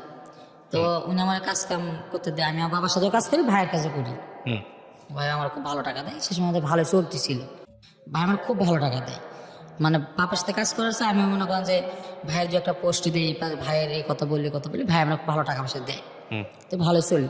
চলার পরে এখন মনে করেন যে এই যে ভাই আমার একসময় বলে তুই যে সাইডের কাজে লাগাই পড়, সাইডের কাজে লাগলে ভালো হবে, যে কোনো কাজও শিখতে পারবি। আর আমাদের তো আর এমপি তো আর সবসময় থাকবে না, আমি তো আর সবসময় থাকবো না, তুই একটা কিছু করে খাইতে হবে। তুই একটা কাজ কাম শিখাই, যে কাজ কাম করে তুই সারা জীবন চলতে হবে, খাইতে পারবি। আমি তো সবসময় বেঁচে থাকবো না, এইভাবে বোঝাই। তো বোঝানোর পরে আমার বাবার সাথে আবার সে সময় কাজ করি, ভাইয়ের কাজে করি, দুজনের কাজে করার পরে এখন ওই সে সময় কি একটু বেশি টাকা ইনকাম হয়। আচ্ছা এখন ওটাই আমার শ্বশুর শাশুড়ির মাথায় ধরে গেছে, হ্যাঁ ভালো টাকা কামাই করে এখন এমপির কাছেই থাক, আচ্ছা এমপির কাছে থাক, ওদের কথা ওইটা। তো তারপরে আমি হচ্ছে এরকম চলতেই আছে, আমাদের চলতেই আছে। তারপরে পাখি আবার আমার বলে যে চল আমরা ঢাকাতেই চলে যাবো, শুধু আমাদের জ্ঞানজাম চলতেই তখন তার সাথে যোগাযোগ নাই আপনার? না, কোনো কন্ট্যাক্ট নেই। আচ্ছা। তো ঢাকায় আসার পরে এখন আমার বলে, পাখি বলে যে তোমার আগের বড় ডিভোর্স দাও। আমার এটা তো গেছে, বাদ দাও, তোর কথা বাদ দাও, না ডিভোর্স দাও। তোর ডিভোর্স দিলাম আমি। আচ্ছা, কাগজ কলমে ডিভোর্স দিলেন? হ্যাঁ, কাগজে কলমে সেই সময় ডিভোর্স দিলাম, অনেকদিন পর, বাচ্চা প্রায় 1 বছর হয়ে গেছে সেই সময়। তো ডিভোর্স হওয়ার পরে এখন আমরা এই গার্মেন্টসে কাজ করবো না, এই সময় আর কি আমার শ্বশুর শাশুড়ি কল দিয়ে মানে আমার বউরে বারবার বোঝায় যে তোর কাজ কাম করার দরকার নাই, তুই বাড়িতে চলে আবি, খেলেও বুঝবি না খেলেও বুঝবি। মানে ওরা আর কি ভাত খাওয়াবে না, এরকম ওদের কথা। আচ্ছা, কেন খাওয়াবে না? হ্যাঁ, এই যে আসলে আমার মনে করেন যে আমার যে বাইরের জায়গা আছে ঠিক আছে, কিন্তু বাড়ি করে দেওয়ার মতো কেউ নাই। বাবা তো 2 বিয়ে করছি, মানে আসলে হেল্প করার মতো কেউ নাই, যে মানে কোনো একটা শক্তিশালী যে কাজ করে খামু, এই কাজটা আমি পারি না। আচ্ছা ঠিক আছে, তারপরে কি হলো? ওকে বলতেছে বাড়ি চলে আসার জন্য। বাড়ি চলে আসার জন্য। এইভাবে একদিন রাগারাগি হয়, রাগারাগি হওয়ার পরে আমি হলো 2টা চর মারি। দেখো আমরা যদি ঢাকায় থাকি, যদি গার্মেন্টসও করি, তারপর 2-1 বছর পর আমরা ভালো কিছু করতে পারবো, বাড়ি যা ভালো কিছু করে খাইতে পারবো। তো তুমি এরকম করো বারবার, তোমার দেখো তো কয় বছর ধরে বিয়েছে, কয় বছর ঢাকায় নিয়ে আসলাম, এরকম রাগারাগি হয়। রাগারাগি হওয়ার পরে ও কি করে বাড়িতে চলে আসে, রাগ করে, মানে আমাদের একজনের সাথে বাড়িতে চলে আসে, বাড়িতে চলে যায়। তারপরে সেই সময় আমাদের অনেক গ্যাঞ্জাম হয়। এখন ওই বাড়িতে যাওয়ার সাথে আমার মা কি করে, ওরা আর আমার কাছে আসতে দেয় না, আমার সাথে কোনো কন্ট্যাক্ট করতে দেয় না। কিন্তু ও যে সময় ফোন পায় হাতে, সেই সময় আমার মেসেজ করে যে দেখো এই ধরনের সমস্যা, আব্বা মা বলে তোমার ডিভোর্স দিতে, তোমার নাই, তোমার ডিভোর্স দিতে বলে, তোমার ডিভোর্স দিতে বলে। আমি বললাম তুমি কি করবা করো। বলছে আমি কি করবো, তুমি আমাকে যেটা করবো আমি এটা করবো, তুমি আমাকে একবারে এই বাড়িতে নিয়ে যাও, আমি আর কখনো এই ধরনের ভুল করবো না, একবার খালি তোমাকে বাড়িতে নিয়ে যাও। তো তারপরে আমি বাড়িতে যাই, বাড়িতে যাওয়ার পরে আমি হচ্ছে মানে বিষ খাইছিলাম। বিষ খাইছে না? হ্যাঁ, ওর আমি আসতে বললি ও আসে না, আর আমি বলছি তুমি একলাই আসো, তোমার বাড়িতে গেলে গ্যাঞ্জাম করবে না, তুমি একলাই আসো, নাহলে বলো আমি নিয়ে আসতেছি, তুমি যেটা করে এইটাই। এখন ও মনে করো যে আমার বিষের বোতল দেখাইছিল, দেখানোর পরে কি করছে, ওর চাচি ওর থেকে কায়রা নিয়েছে, ওর হচ্ছে আসতে দেয় না, ঘরের দরজা দিয়ে রাখে, এইদিকে আমি মনে করি যে একটা বাজার থেকে বিষের বোতল কিনে এসে বিষ খাইলাম। বিষ খাওয়ার পর আমার একটা ফুফাতো ভাই আছে, ও আমার মেডিকেলে নিয়ে যায়, মেডিকেলে নিয়ে যাওয়ার পরে সব কিছু অন্যরকম হয়ে গেছে। তো এই ঢাকা থেকে আমার মা বাবা সবাই, মা ভাই সবাই গেছে, যাওয়ার পরে আমার অনেক কিছু হয়ে গেল, অনেক গ্যাঞ্জাম আর কি। তারপরে গ্রাম্য শালিশ যেটা হয়, গ্রাম্য শালিশ হলো, তো আমার শ্বশুর বলে যে না ডিভোর্স দিয়ে নিবে। আচ্ছা, ডিভোর্স দিয়ে নিবে। তো এখন ও তো মনে করেন ডিভোর্স দিবে না, কিন্তু আমার শ্বশুরের কথা ডিভোর্স দেওয়াই লাগবে। ওরও আমার একদিন পরে মেসেজ করছে একটা, দেখো আব্বা হচ্ছে কাল রাতে আমার মাথায় কোরআন শরীফ তুলে দিছে, কোরআন শরীফ বলছে তোমার যদি ডিভোর্স না দেয় তাহলে আব্বা আত্মহত্যা করবে। কিছু না, আসলে তোমার বাবার সমস্যাটা কি, কয়ে যে আমাদের ভালো কোনো ইনকাম সোর্স নাই, এই জন্যে। তারপর তো আমি বললাম যে এখন তুমি কী করবা, কয়ে যে আব্বা যদি মরে তাহলে আমি কী করবো, কিন্তু আমার মাথায় কোরআন শরীফ তুলে দিছে, তা আমি কী করবো কও। তো এখন এই জন্য কথা হতো, তো আমি ঢাকায় চলে আসি, রোজাইদের পর ঢাকায় চলে আসি। ঢাকায় চলে আসে 1 মাস 1.5 মাস আমি বসে থাকি, 1.5 মাস পর আবার কোরবানিতে বাড়িতে যাই। তো গ্রাম সালিশ আবারও হয়, কিন্তু ওরা মেয়েকে আসতে দিবে না, কোনোভাবে মেয়েকে আসতে দিবে না। তো তারপরে মনে করেন যে আমার হচ্ছে একটা লোক ছিল বগুড়ার শাহজাহানপুরের, উনি হচ্ছে ঠিকাদার। তো উনি হচ্ছে আমার গল্পটাও সব কিছু জানে, মানে ওই যে একজন ওর সাথে গল্প করছে আর কি, বলছে ওই শুধু সারাদিন শুধু অবহেলায় পাওয়া যাচ্ছে, ওর আসলে খুব ভালো একটা ইনকাম সোর্স নাই থেকে ওই সারাদিন শুধু অবহেলায় পাওয়া যাচ্ছে। প্রথম বই এরকম করছে, তারপরে এটাও এরকম। তো ওই ভাই আমার বলছে, ওই ভাই আমার একটা কাজ দিল, সাইটের কাজ। সাইটের কাজ দিল, তখন সাইটের কাজ দেবো, সাইটের কাজ আমি থাকি ওই দিনাজপুরের বিরামপুরে, হাকিমপুরে, তারপরে ঘোড়াঘাটে, 3-4 থানায় থাকি আমি। থেকে কাজ কাম দেখি, তোমার টাকা পয়সা দিই। কিন্তু ওই জায়গায় কথা হচ্ছে কি, না কাজ কাম দেখো, টাকা কামাই করে, কিন্তু বউনে থাকা যাবে না, রাত হলে ওই জায়গায় থাকা লাগে। ওই জায়গায় থাকা লাগে, কিন্তু আমি তারা খুব ভালোবাসি, আমার সাথে থাকতে পারি না। এমনি এই 3-4 মাসে আমার মনে করেন অন্যরকম অবস্থা হয়ে গেছে। এদিকে আমার ছেলেও ওই বাড়িতেই। হুম। তো তারপরে আমি হচ্ছে আমাদের সব কিছু ঠিকঠাক ছিল। তো আমি 1 মাস পরে আমার চাচা আমার কল দিছে, কল দিয়ে হচ্ছে বাবা দেখ অনেক কারেন্ট হয়ে গেল, বিশ্ব খালো বউ এঁকে আমার বউ আবার কী করছে মনে করেন যে এই যে হাত এই জায়গায় হচ্ছে লোহাতে পুড়ছে, পুরে আমার নাম লিখছে, তো বুকে পুরে আমার নাম লিখছে। 2-3 জায়গায় পুড়ছে খালি, মানে ঘর থেকে বেরোতে পারি। বাচ্চাটা তখন কোথায়? বাচ্চাটা তখন শ্বশুর বাড়িতে, আমার শ্বশুর বাড়িতে। ও শুধু এরকম পাগলামি করছে, রাস্তায় দিন এরকম পাগলামি করছে। এখন আমার চাচা আর কি করলো, 1 মাস পরে আমার শাশুড়ি ভালো করে বুঝাইছে, বোঝায় এখন এক শীতের রাতে মানে রাতে আমার ফোন দিছে 11টা বাজে, ফোন দিয়ে চাচা আমার সব কিছু করলো, বাবা তুই কালকে রাত্রে কাজ করে চলে আসিস, তো জ্ঞান জানা মিটে দেবো কালকে রাতে। আর তখন হচ্ছে আমার সবাই ঢাকায়, মা বড় ভাই সবাই ঢাকায়। তো আমি সেই সময় হচ্ছে ইয়ের কাছে আসি, দিনাজপুরতে চলে আসলাম রাত্রেবেলা, আসতে 9টা বাজলো। আইসা এখন আমার একটা চাচার শ্বশুর আছে, এখন উনি বর্তমান মেম্বার, উনি আমার গ্রামের পর প্রায় 3-4 জন মিলে আমার জ্ঞান জামনা আর কি মিটালো। তাতে আমি আরও একখান্ত হয়ে গেলাম, আমার বউ আর আমি একখান্ত হয়ে গেছি। ওই জানার পরে এখন 1 মাস ওই যে কাজ করার পর আমি সব কিছু খুলে আমাকে বললাম, দেখো ওই কাজটা যতই করি হচ্ছে এই ধরনের মানে বউনা থাকা যায় না, বউনা থাকা যায় না, এখন আমি কী করবো বলো। তখনও আমার বলে যে চলো আমরা দুজন ঢাকায় যাবো, এবার ভালো করে কাজ কাম করবো, তুমি ওখানে পাগলামি করবো, আমি ওখানে পাগলামি করবো না। দেখি টাকায় কী হয়েছে, টাকার জন্য মানুষ আমাকে চিনে না, ফ্যামিলির লোকজন এরকম করে, চলো আমরা টাকা কিসে আমরা টাকায় দেখবো। ঢাকায় যাই, তারপর আমরা ঢাকায় আসি, আচ্ছা। বাচ্চারা ওই বাড়িতে রেখে আমি ঢাকায় আসি। ও তো গ্যাঞ্জাম হওয়ার পরে কিন্তু আমরা নিয়ে আসলাম ঢাকায় আসি। এখন আসি আমরা, ও আবারও মনে করেন চাকরি করতে পারে না। ও 4 মাসে প্রায় 4 মাস আমি ঢাকায় থাকি, এর মধ্যে আমরা কিছু বলি না। 4 মাস আমরা ঢাকায় থাকি, তো চাকরি বাকরি কিছু করতে পারে না। আচ্ছা। তো না 3-4টে অফিস পাল্টাইছে, তো আমি গালাগালি করি, দেখো তুমি চাকরি করতে পারো না, বাসায় থাকো দরকার পড়লে। বাচ্চাটা তখন আপনাদের সাথেই? না, বাচ্চারা বাড়িতে, বাচ্চারা বাড়িতে। আর আমরা হচ্ছে আমার ছেলেকে নিয়ে আসি হচ্ছে ওকে স্কুলে দিই, তারপর ঢাকা শহরে যদি স্কুলে দিই তার ভালোভাবে পড়াশোনা করতে পারবে। আচ্ছা। তো এর মধ্যে আমার যে একটা সুপারভাইজার আছে, উনি আমার খুব ভালো সাপোর্ট করছে সবসময়। তো উনি আমার সব কিছু ভালো পরামর্শ দেয় যে এদিক কর, তোর বউ চাকরি করতে না পারে, তুই হচ্ছে বউ এটি আছে ছোলে করে নিয়ে আয়, তাহলে ছোলে তোলের ভেতরে কী হবে, নিয়ে সে যায় সব কিছু করে। তো আমি তারপরে এখন ওর বলি কথা, ওই একদিন মানে এর মধ্যে আবার প্রেগনেন্ট হয়। আচ্ছা। প্রেগনেন্ট হয় সেকেন্ড টাইম? হ্যাঁ, সেকেন্ড টাইম প্রেগনেন্ট হয়। হওয়ার পরে এখন এলাকা থেকে হঠাৎ একদিন আমার একটা ফ্রেন্ড ফোন দিছে আমারে, ও আমার সম্পর্কে ভাইস্ত হয়ে কাছে আসা, আমি তো হচ্ছে তোর এলাকায়, আমার এলাকায় মানে আমি তো এলাকাতে নাই, আমি তো হচ্ছে ঢাকার থেকে। এখন হচ্ছে আমি একটা মেয়ের সাথে সম্পর্ক করি, মেয়েটা কিনছি, মেয়ের না পালাম। বললাম দেখ বাবা, আমার আসলে টাকা, আমি গরিব মানুষ, আমাকে ভেজাল ভেজাল না, আমি ওই কিছু করবো না, আমার কাছে আসার দরকার নেই, আমি এগুলি ভেজালের মধ্যে নাই, ঢাকা শহরের মানুষ ভালো না, আমি এগুলো ভেজালের মধ্যে নাই। ও তারপরেও মনে করেন যে আমার বাসায় আসে, কাটতে যান ঠিকানা নিছে আমার নিয়ে আমার বাসায় আসে, আসার পরে আমার কান্দাকাটি করে আমার কাছে, কান্দাকাটি করে। তখন আমি পরে আমার ওই সুপারভাইজার কাছে পরের দিন গল্প করেছে, ভাই এরকম এরকম কয় যে না ভুলেও তুই এগুলো কাজ করবি না, আর যেটা ইচ্ছে সেটা করুক গা।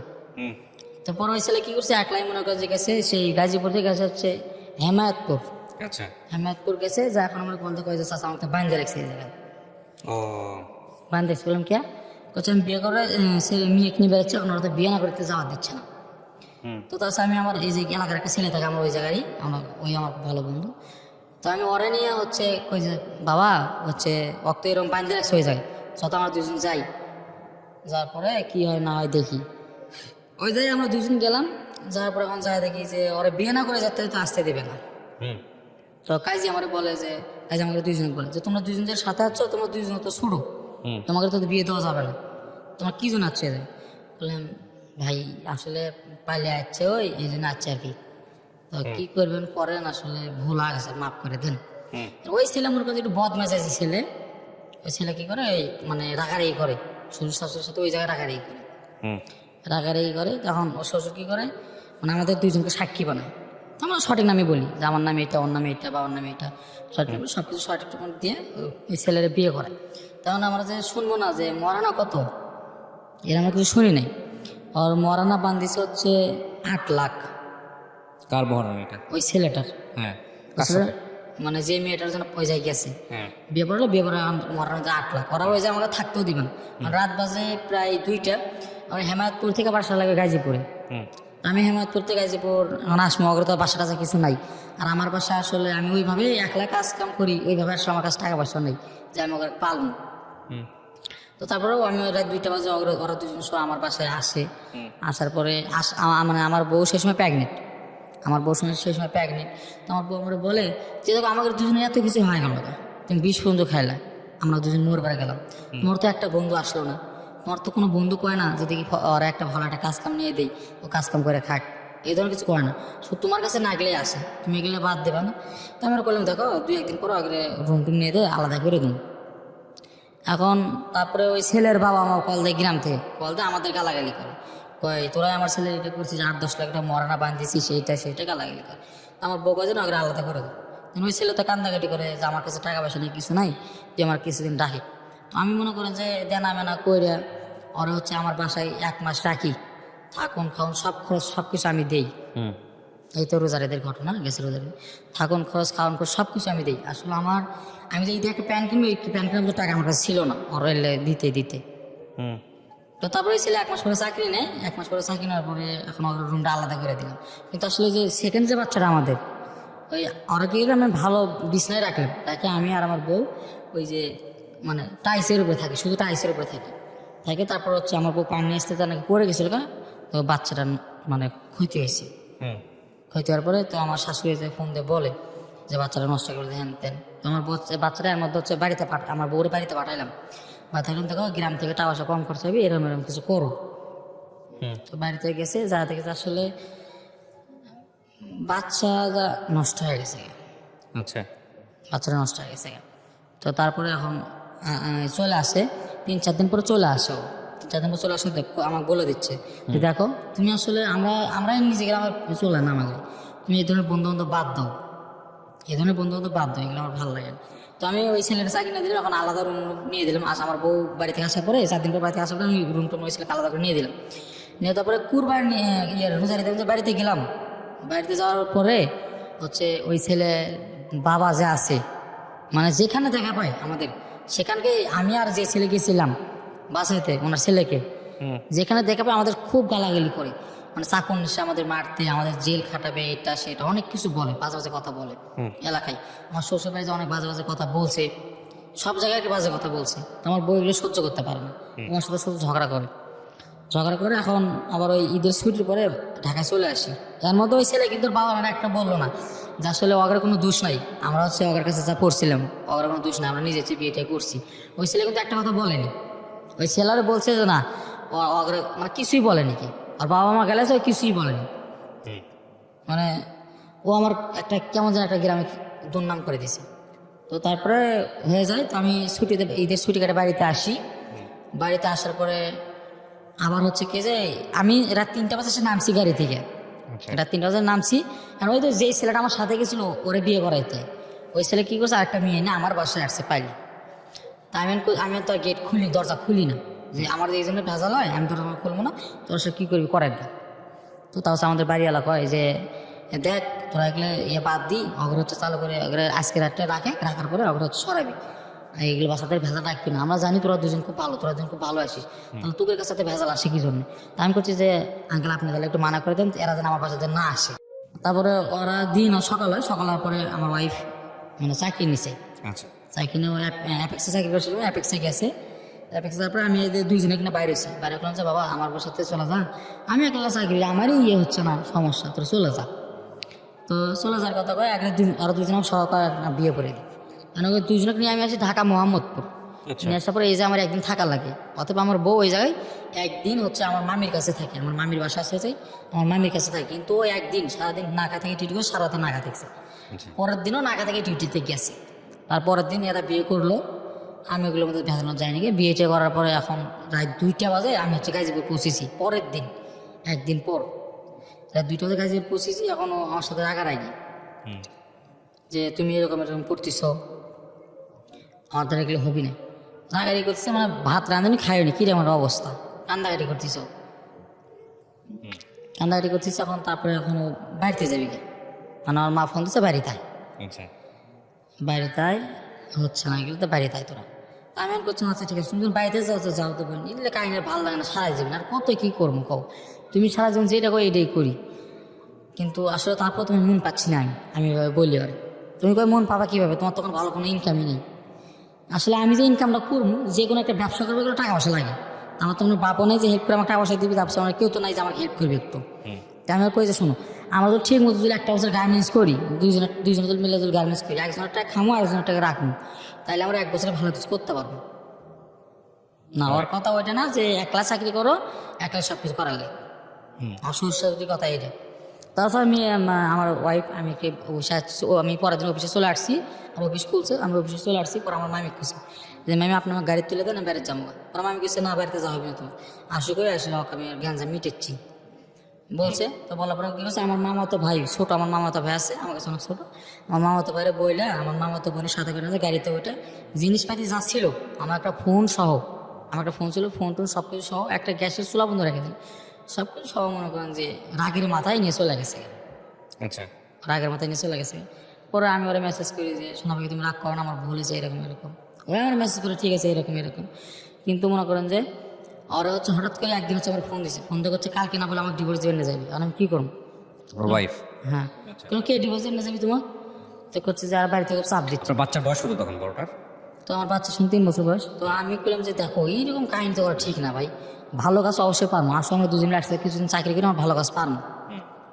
তো মানে কি তখন সংসার চলতেছিল আপনাদের? একদম চলতেছিল না? আপনার নেশা টেশা করতেন তখন? না না, আমি তো এর আমরা একদম অন্যরকম। তারপর? ঠিক। তো তারপর আমি চলে আসি, চলে যাই বাড়িতে। বাড়িতে যাওয়ার পরে আমার সাথে দেখা করা যায়, কিন্তু ওর বাবা মা দেখা করতে দেয় না। আর ওর বাবা মা বুঝতে পারছে যে আসলে এখনো পাখি আমার সাথে ফোনে যোগাযোগ করে, এটা বুঝতে পারছে। আচ্ছা, বুঝতে পারে ওর কাছে ফোন টোন কাহিনী নিচ্ছে, আমারই ফোন কাহিনী নিচ্ছে। কারণ আবার ওই সেম আগের মতো কাহিনী করছে। ওরে মনে করি যে ডাইকে নিয়ে গেছে, ডাইকে নিয়েছে কাজ অফিসে নিয়ে যায়, আর হচ্ছে ডিভোর্স দেওয়া আছে, ডিভোর্স আছে। ডিভোর্সে পোস্ট অফিসের মাধ্যমে আমার প্রবত ভাইয়ের একটা দোকান আছে, মুদির দোকান গ্রামে, ওই মুদির দোকানে কাগজ পাঠাই দিছে। তো কাগজ পাঠা দেওয়ার সাথে সাথে তো আমার এক ভাই আমার কল দিচ্ছে, কল দিয়ে করছে যে দেখ তোর ডিভোর্সের কাগজ আছে। কারণ ডিভোর্সের কাগজ আমি বুঝি না, বলছে হ্যাঁ ডিভোর্সের কাগজ আছে, তোর নাকি হচ্ছে পাখি ডিভোর্স দিছে। তখন আমি ওরা মেসেজ করি যে শোনা পাখি তুমি এটা কী করলা, আমার তো মনে বুক ফাটে যাচ্ছে, তুমি এটা কী করলা? পরে ওই কোনো অ্যান্সার মধ্যে কিছু দেয় না। পরে আমার চাষি শাশুড়ির ফোন থেকেও আমার অ্যান্সার দিছে যে আমি কিছু করিনি, সবার এরম করে করাচ্ছে, এরম এরম করছে। আচ্ছা, কন্টিনিউ কথা হচ্ছে যে তুমি একটা ভালো কিছু করো, তুমি একটা ভালো কিছু করো, ভালো একটা কাজ কাম করো, তাহলে দেখো আমাকে সব কিছু ঠিকঠাক হওয়া যায়। এই ডিভোর্সের পরে আমাদের কথাবার্তা এরকম কন্টিনিউ কথা হচ্ছে, এখন পর্যন্ত কথা হচ্ছে, 3 লাখ পর্যন্ত কথা হয়েছে। এই 3 লাখ পর্যন্ত আমাদের কন্টিনিউ কথাবার্তা হচ্ছে। পরে ঈদে আমি বাড়িতে যাই, যাওয়ার পরে ও আমার দেখার জন্য বলে যে তুমি একটু রাস্তায় আসো, আমি একটু রাস্তায় যাই, এভাবে দেখ কন্টিনিউ কথাবার্তা হয়। পরে আমার সম্বন্ধে আমার সম্বন্ধে আমি কল দিই, মানে আমার বইয়ের বড় ভাইরে কল দিয়ে বলি ভাই এরকম এরকম, তো কী করুন? কারণ আমার সম্বন্ধে আমার ভাই আমার বলে যে ভাই দেখো তুমি জানোই যে আমার বাপ মা এরকম, আর আসলে চিনে গেল টাকাটা, কিন্তু তোমার দুইজন যে একসাথে যে চাকরি বাকরি করেছে টাকা করবা, এটা তো আমরা করো না, তোমাকে দুইজন সেটা তো আপনাদের নিজেদের সমস্যা, ডিভোর্স কেন দেওয়া হবে আমি বুঝলাম না। ডিভোর্স দেওয়া হলো ওই যে আমার শ্বশুর শাশুড়ি। হ্যাঁ, টাকা আজকে করতেছেন না কালকে করবেন, কিন্তু ডিভোর্স দিলে তো মেয়েটার জন্য বড় সমস্যা হবে না? মেয়েটার আগে একটা বিয়ে হয়েছিল, পরে আরেকটা ডিভোর্স হয়ে গেল, এটা তো কোনো শ্বশুর শাশুড়ি চাওয়ার কথা না। আমার আসলে কি গল্প এটাই, নাকি এর পেছনে অন্য কোনো গল্প আছে? অন্য মানে কোনো গল্প তো তাদেরও কি তাহলে আমার তো জানা মতো এই ধরনের কাজ করার কথা না। যাই হোক, তারপরে কি মানে আমার শাশুড়ি আমাকে প্রথম থেকে পছন্দ করতো না, তাই জন্য তো ডিভোর্স দিতে পারে না। যাই হোক, তারপরে কি হলো? মানে তারপর হচ্ছে আমাদের কন্টিনিউ কথাটা হচ্ছে, তোমার সম্বন্ধে আমরা বোঝাই যে দেখো তুমি হচ্ছে কিছু কাজ কাম করো, কাজ কাম করে টাকা পয়সা জোগাড় করো, তো তোমাকে যখন ডিভোর্স হয়ে গেছে আমি জানি যে তোমাকে সম্পর্ক অন্যরকম, তোমরা আজ হলেও এক থাকতে মানে আলাদা থাকতে পারো না, কাল আলাদা থাকতে পারবে না, তোমাকে যতই কিছু করে রাখো তোমাকে আলাদা করতে পারবে না। এর মধ্যে আমার সম্বন্ধে কথা হওয়ার পরে একদিন পরে আমার সম্বন্ধে আমার কল দিছে, কল দিয়ে করছে দেখো তোমার কালকে রাত্রে বোঝালাম আমি, এখন তুমি আমার আজকে বোঝাও। বললাম ভাই কী হয়েছে আপনার, আমার কন্ত থেকে একটু খুললাম। পরে করছে তোমার ভাবি কোথায় ছাড়িয়ে দেওয়ার করছে, ভাবিকে ছেড়ে দিতে বলতেছে? বললাম ভাবি ছাড়া দেওয়ার করছে মানে মানে ভাবিকে হচ্ছে আমার শাশুড়ি পছন্দ না, ভাবি ছাড়া দেওয়ার, গরু বিক্রি করছে ভাইয়ের কাছে টাকা দেওয়ার জন্য। পরে আমি ভাইরে গেলাম ভাই শোনেন এগুলো কাজ কাম বাদ দিয়ে ওইগুলো কথা তো শুনে একটা কথা কই ছোটো ভাই মন খারাপ করে না, কই কও বললাম যে আপনার হচ্ছে একত করে হোক জেরেত করে হোক ওই ইটটা করছেনি, এখন হচ্ছে চুপ করে খালি ভাবি নিয়ে আপনি মেয়ে নিয়ে ঢাকায় চলে আসেন, যেদিন বাড়ি করে পাবেন এই দিন যায়েন তাহলে ভালো হবে। পরে আমার সময় দেন কয় ঠিক আছে, এই যে সারা জীবন কামাই করে তাটা এগুলো কাক দিলেন, এটা কি আমার হক নাই? তো বললাম ভাই এগুলো আমার কত লাভ নাই, আমি তো জিডি করছেন আমি কি কম কন। ঠিক হয়ে গেল, এখন মানে পাখির সাথে আমার কন্টিনিউ কথাবার্তা হচ্ছে, পাখির এখন কথা শুধু যে তুমি ভালো কিছু একটা করো, ভালো কিছু একটা কিছু করো, কিন্তু আমি করবো নাকি আমি বুঝে পাই না। আমি গার্মেন্টস চাকরি করি 13 থেকে 14 হাজার টাকা বেতন পাই, রুম ভাড়া দেওয়ার লাগে, খাওয়ার খরচা সব মনে হয় যে 6,000 টাকা আমার এইদিকে জায়গা, 6,000 টাকা যায়। এখন আমি কী করবো আমি বুঝতে পারছি না। তখন কন্টির কথা হচ্ছে ঈদের মধ্যে বাড়িতে গেলাম, আসমু যেদিন সেদিন আমার এই কথা হচ্ছে, হওয়ার পরে আসার দিন রাত্রেবেলা মেসেজ করছি, ওর ফুপু না কে জানি দেখছে, দেখে বলার পরে এখন মধ্যে ফোনটা কেড়ে নিছে, কিন্তু এখন কোনো মেসেজের উত্তর দেয় না, 3 দিন হচ্ছে। কেন বললেন এই গল্পটা? জি, মানে আপনি রেডিওতে, আপনি আমার অনুষ্ঠান শুনেন কত বছর ধরে? আমি অনুষ্ঠান শুনি আনুমানিক 6 বছর তো পার হবে। 6 বছর ধরে। আপনার এই গল্পটা বলার পেছনে কারণটা কি? মানে কেন মনে হলো যে এখানে এসে গল্পটা বলবো আমি? কারণ আছে কোনো? এই যে সব ভুল তো আসলে আমারই। কেমনে? আপনার ভুলটা কোথায় আমাকে একটু বলুন তো। আমার ভুল এই তো, আমি ভালো কোনো কাজ করতে পারি না, আমার সমস্যা এটা। আমি কাজ পাই, হ্যাঁ আমি কাজ পাই না, আমি টাকা পয়সা কামাই করতে পারতেছি না। আসলে আমি কি করলে যে বড় লোক আমি, এটাই আমি বুঝতে পারছি না। বড়লোক হওয়ার জন্যই সংসারটা ভেঙে গেল, এটাই আসলে রিজন? আপনি যাকে শুধু বিয়ে করছেন টাকার তারা কি জন্যই। অনেক বড় লোক? অনেক বড় লোক না, তবে আমার ফ্যামিলির চেয়ে একটু অন্যরকম, কিন্তু ওরা চিনি শুধু টাকা। আমার সমুদ্রে সেম কাহিনী, কিন্তু আর আমি কি করলে যে টাকা কামাতে হবে, এটাই আমি বুঝি না। আচ্ছা কী করবো আমি করবো কি? আপনার বাচ্চাটা কোথায়? কয় বছর বয়স? আমার বাচ্চা ওই বাড়িতে আছে, আমার শ্বশুর বাড়িতে আছে। কয় বছর বয়স ওর? ওর 3 বছর বয়স চলে। আপনি যে গল্প বললেন এই গল্পটা কতটুকু সত্য এটা নিরূপণ করা আমার পক্ষে সম্ভব না। আপনার অনেক কিছু এখানে আমরা পরিচয় গোপন করে গল্পটা প্রচার করলাম, তবে এটা ঠিক বিয়ে আপনার 2টা হয়েছে, এভাবে হয়েছে, সেই জায়গাটায় আমি জাজমেন্টে যেতে পারবো। বাট বাকি যেগুলো বলছেন ওগুলো কতটুকু সত্য সেটা বলা খুব মুশকিল, কারণ আমার কাছে এই জিনিসটা খুবই মানে সন্দেহপ্রবণ মনে হচ্ছে যে কোনো শ্বশুর শাশুড়ির কথা বাদ দেন, কোনো বাবা মাই বাংলাদেশের সামাজিকতায় মেয়ের বিয়ের ক্ষেত্রে অন্তত এটা চিন্তা করবে যে জামাই কিছু না করলেও, যদি দুজনের মধ্যে ভালো সম্পর্ক থাকে, কিছু না করলেও করার সুযোগ আছে। আপনার বয়স কত মাত্র? আপনার বয়স সর্বোচ্চ 20 বছর। মানে আমার শ্বশুর শাশুড়ি করার কারণে আপনি যে কারণটা বললেন, হ্যাঁ, ওই যে আমি যে হচ্ছে মাসে যে 2টা বিয়ে করাইলাম, এটাই হচ্ছে সবচেয়ে বড় কারণ। যে তোমারই চলে না, তুমি আবার করালে কি জন্য? এই 2টা বিয়ে হচ্ছে সবচেয়ে বড় কারণ। আর তার মধ্যে আমি প্রথম যে বিয়ে করাইছি না, ওই প্রথম বিয়ে করানোর যে ছেলের যে বাবা, ও মানে গ্রামে এমন গ্যাঞ্জাম করছে, আমার শ্বশুর বাড়িতে যাও এমন গ্যাঞ্জাম করছে যে বলার মতন, মানে কেস মামলা পর্যন্ত হয়ে গেছে। করবে চাইছে না, করে নাই কিন্তু করবে চাইছে। সবকিছু মিলে আপনারটা হয়ে গেছে অনেক জটিল, যে কারণে আপনাকে আসলে জীবন থেকে সরাই দিয়েছে সবকিছু মিলে। তো আমি আসলে মন্তব্য করতে চাই না। আমি একটা জিনিস যেটা বুঝি সেটা হচ্ছে, এরপরে কি আমার সাথে আপনার যোগাযোগ হয়েছে আর কখনো? বা কি জানে লাস্ট কি হয়েছে আপনার, ডিভোর্স বা এরকম বিষয়গুলো? না, কিছুই জানে না। বা বিয়ে শাদী করছে কিনা আপনি জানেন? জানি না। কিছুই জানেন না। আমি আসলে কি বলবো আপনাকে, আমি আপনার গল্পটা শুনে স্তম্ভিত হয়ে গেলাম একটাই কারণে, যে আসলে জীবনে বিয়েটাকে এত সহজভাবে নিয়ে ফেলছেন আপনারা, আর কিছুটা ড্রামাটিকও হয়ে গেছে। এই জন্য দেখবেন আমাদের একটা খুব সুন্দর কথা, এটা বিজ্ঞানও বলে। পড়াশোনা কত পর্যন্ত হয়েছে আপনার? আমি যে ক্লাস 7 থেকে চলে আসছি। এরপর আর পড়েন নাই। এটা আমাদের ওই যে বলে না যে বিজ্ঞানও বলে, সায়েন্সও এটা বলে, এবং এটা ধর্মীয়ভাবেও সত্য। ম্যাচুরিটি বলে একটা ব্যাপার আছে, তো বোঝেন তো জিনিসটা, যে বয়সে যে যতটুকু ম্যাচিউর। আপনার বয়স কত বর্তমানে? আমার বয়স 20। 20-21। 20 বছরে আপনি যতটুকু বোঝেন, 30 বছরে গিয়ে আপনি নিশ্চয়ই তার চেয়ে ভালো বুঝবেন। 35 বছরে তার চেয়েও ভালো, 40 বছরে তার চেয়েও ভালো, তাই না? জীবনের সময় মানে যে গাছে যে ফলটা যত সময় ধরে পাকে সেটা তত বেশি মিষ্টি। বুঝতে পারছি জিনিসটা? আমি আপনাকে বোঝানোর জন্য এভাবে বলতেছি। তো 20 বছরে আপনার জীবনে যে ঘটনাগুলো আসছে সেটা আসলে 20 বছরের ঘটনা না, সেইটা আরও পরের ঘটনা হওয়া উচিত ছিল, তাহলে হয়তো আপনার জীবনে এই ভুলগুলো হইতো না। ঠিক আছে? তো আমি মনে করি যে এটার বোঝার মতো বয়স আপনার হয় নাই। সংসার জিনিসটা কি, এইটা আপনার সিদ্ধান্ত নেওয়াটা আরও পরে দরকার ছিল। হ্যাঁ, তবে এটা ঠিক যে এই ডিভোর্সটা আপনি যেভাবে বললেন সেই জায়গাটা থেকেও যারা করিয়েছেন, যদি আপনার কথা সত্য হয়ে থাকে তাহলে এভাবে ডিভোর্স করানো উচিত হয়নি। যদি আপনাদের মধ্যে সম্পর্ক ঠিক থেকে থাকে, অন্তত আপনার বাচ্চার কথা চিন্তা করুন। হ্যাঁ, তার ফিউচারটা অনেক গোলমেলে হয়ে যাবে এই ডিভোর্সটা হওয়ার কারণে। সো এটা একটা বিষয়। তবে আপনি যা বললেন সেটা সত্য নাও হইতে পারে। তাদের জায়গা থেকে এমন মনে হয়েছে যে এই বাচ্চার ফিউচার ভালো হওয়ার জন্যই আপনাদের মধ্যে সম্পর্কটা শেষ হয়ে যাওয়া উচিত। তাদের পেছনেও তাদের বক্তব্য যুক্তি থাকতে পারে, তা পারে না? অবশ্যই পারে। তবে দিন শেষে ক্ষতি সবারই হয়েছে, আপনারও হয়েছে, যাকে বিয়ে করছিলেন তারও হয়েছে, ইমাজে তারও হয়েছে, এবং আপনার বাচ্চার তো ডেফিনেটলি হয়েছে। তো আমি এই সবগুলার সমস্যার একটাই সমাধান মনে করি, সেটা হচ্ছে মানুষের ওই যে গ্রাম্য ভাষায় একটা কথা বলে, বাছ বিচার বোঝেন? যে মানুষের বিচার করার ক্ষমতা, নিজের বুদ্ধিতে বিচার করার ক্ষমতা, ওই ক্ষমতা আসার জন্য নিজের একটা বয়স লাগে। আপনি 16-17 বছর বয়সে এত কিছু চিন্তা করতে পারবেন না। 16-17 বছর বয়সে যে ইমোশনটা থাকে, আমরা অনেক সময় বলি, আমাদের গুরুজনরা বলে যে কাকপক্ষী দেখলেও ভালো লাগে ওই সময়টাতে। কাকপক্ষী মানে একটা চেহারার জায়গাতে বোঝানো হয়নি, মানে যে মানুষটা আসলে নিজের জীবনের জন্য উপযুক্ত না, যে মানুষটা নিজের জীবনের জন্য কাকপক্ষী, তারাও ভালো লাগে ওই সময়টাতে। তো এই ভালোবাসায় আসলে বিচার করার মতো শক্তি থাকে না। আর প্রেম জিনিসটা এত মারাত্মক শক্তি নিয়ে আসে জীবনে, যেটা আসলে শুধু যে আসলে কচি বয়স বা অল্প বয়সের ছেলেমেয়েরা ভুল করে তাই না, এটা পরিণত বয়সের অনেক ছেলেমেয়েরাও অনেক সময় ভুল করে। তারপরেও রেশিওটা কম, মানে যারা পরিণত বয়স তাদের রেশিওটা কম। এখন আপনার জীবনে আমি যদি বলি যে আপনার এই গল্প থেকে শেখার জায়গাটা এটাই, যে এই বয়সে আমাদের আসলে বেশিতে করা উচিত না, প্রেম ট্রেম যাই আসুক না কেন জীবনে এত গুরুত্বপূর্ণ সিদ্ধান্ত নেওয়া উচিত না, এক। আর 2 নম্বর হচ্ছে যে আপনার আসলে কি হতে পারে ফিউচার, এই জায়গাটাই আমি যদি বলি যে আপনার যদি রিয়েলাইজেশন হয়, মানে আপনার যদি মূল্যায়ন হয় নিজের প্রতি, যে না আমার জীবনে অর্থটাই সবচেয়ে বড় প্রবলেম হয়ে দাঁড়াইছে এই প্রেমের এটাই ক্ষেত্রে, সমস্যা। এটা যদি আপনার হয়ে থাকে, তাহলে আমি বলবো আপনার জীবনে সবচেয়ে বড় জিনিস যেটা, সেটা হচ্ছে আপনার 2টা হাত আছে, 2টা পা আছে। জীবনে অর্থ রোজগার করার জন্যে একটা মানুষের শুধু নিজের বিবেক বুদ্ধি লাগে, আর হচ্ছে পরিশ্রম করার মানসিকতা লাগে, আর সততা লাগে।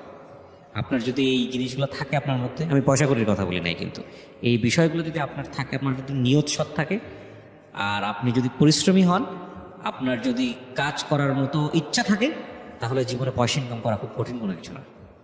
হ্যাঁ, অনেক মানুষ আছে যাদের শিক্ষাগত যোগ্যতা নাই, আল্লাহ তাদেরকে কোটি কোটি টাকার মালিক বানাইছে, কিন্তু তারা কি ওই রাতারাতি বসে থাকে ঘরের মধ্যে কোটি কোটি টাকার মালিক হয়নি, তাদের জীবনে পরিশ্রম